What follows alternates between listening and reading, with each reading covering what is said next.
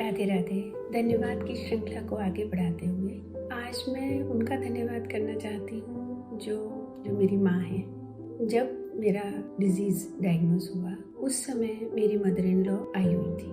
वो कुछ समय हमारे साथ रहती थी और कुछ समय छोटे ब्रदर के पास रहती थी। वहाँ थोड़ा ज़्यादा रहती थी क्योंकि उनके बच्चे छोटे थे। मेरी देवरानी वर्किंग है तो उनको वहाँ पर ऐसा लगता था कि मेरी ज़रूरत ज़्यादा है, तो कुछ थोड़ा टाइम वहाँ पे वो ज़्यादा रहती थी। वो आई हुई थी और जब डायग्नोस हुआ तो उन्होंने अपने आप ही कहा कि जब तक इसका ट्रीटमेंट चलेगा तब तक मैं यहीं रहूँगी।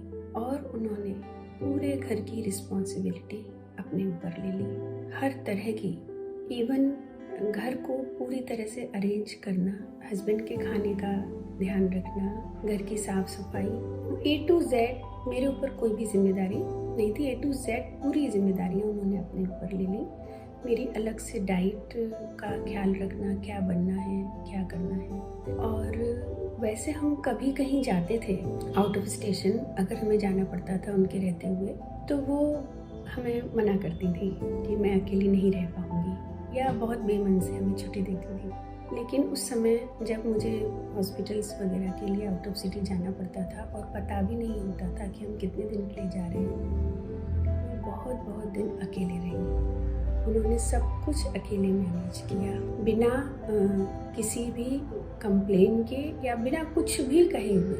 हाँ, वो कराओ। और आप विश्वास नहीं करेंगे कि घर पहले से भी ज़्यादा अरेंज्ड रहता था। कोई मेरे घर में आए तो वो देखकर ये कह नहीं सकता था कि ये किसी पेशेंट का घर है, इस घर में कोई लेडी पेशेंट है। इतना अरेंज्ड, इतना सुव्यवस्थित घर रहता था। और वो पूरा साल हमारे साथ रही। जब उन्हें लगा कि अब ये थोड़ा बहुत उठने लगी है, काम कर सकती है, थोड़ा बहुत 2 जनों के हिसाब का तो कर ही लेगी, तब उन्होंने कहा कि अब मैं जाना चाहती हूँ। लोग सासों के लिए क्या क्या कहते हैं मैं नहीं जानती, पर मैं अगर अपनी तरफ से कहूँ तो मैंने तो क्या ही किया होगा उनके लिए जो उन्होंने मेरे लिए किया। जब सेकंड टाइम जब रिलैप्स हुआ तब तक वो बहुत वीक हो चुकी थी, उनकी एज काफ़ी बढ़ गई थी।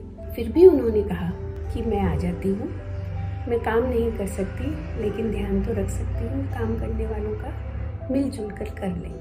लेकिन उस समय ऐसा कुछ पॉसिबिलिटी थी नहीं क्योंकि उनको भी केयर की ज़रूरत थी और मेरा तो कोई भरोसा था ही नहीं कि मैं कब कहाँ रहने वाली हूँ। तो हमने यही डिसाइड किया कि वो एक जगह पर कंफर्टेबली रह पाएँ, ऐसा ही अरेंजमेंट हो। इसके साथ में जो मेरे देवर देवरानी हैं वो उनके साथ ज़्यादा रहते थे और डिपेंडेंट भी थे।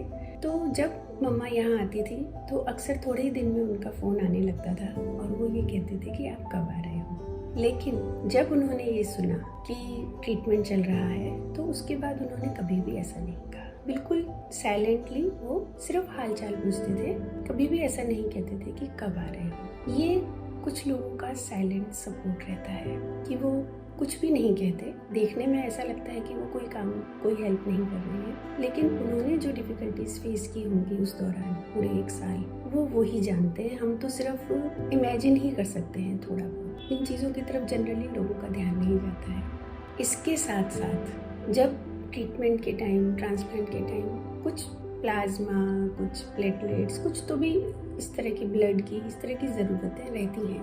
कुछ मैंडेटरी होती हैं, कुछ रिक्वायरमेंट के अकॉर्डिंग होती है। तो एज अ डोनर हमेशा अवेलेबल रहना मेरी देवरानी ममता का कि मैं डोनेट करूँगी, क्योंकि वो भी दिल्ली में ही है और मेरा ट्रीटमेंट भी दिल्ली में चल रहा था। तो ये जो साइलेंट सपोर्ट होते हैं ये हमारे लिए कितना बड़ा काम कर जाते हैं और हमारा ध्यान भी नहीं जाता कभी कभी।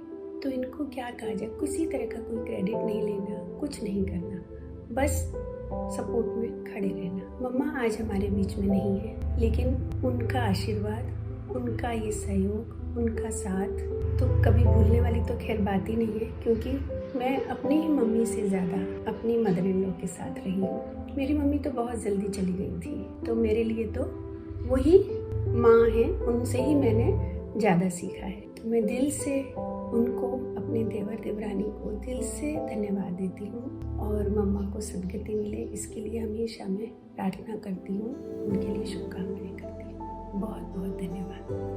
राधे राधे।